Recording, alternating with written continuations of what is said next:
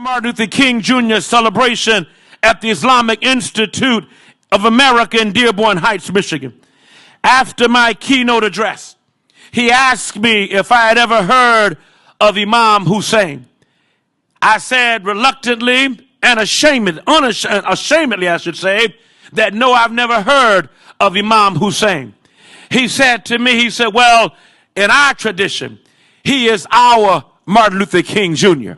He said, because just as you lift up Dr. King, who stood against oppression and racism here in America, he said Imam Hussein stood against oppression and tyranny many, many years ago.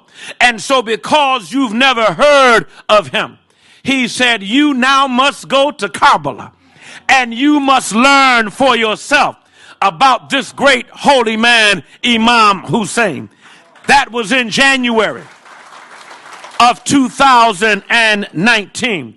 Well, guess what? In April of 2019, just 3 months later, my wife and I found ourselves on a plane headed to Karbala, Iraq.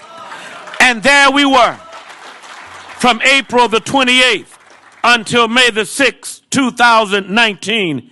And the rest is history. Yes, I could tell you about when I looked and saw the river Euphrates.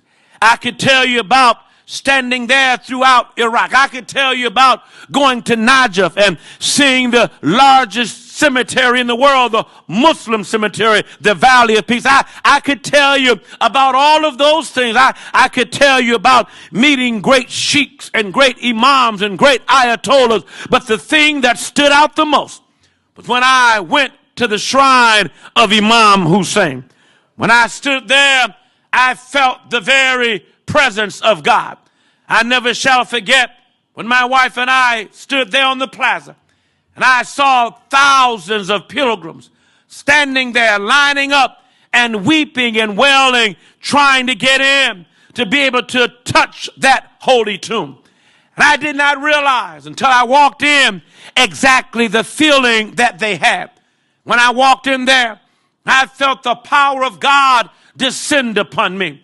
I looked around and I saw people weeping and wailing.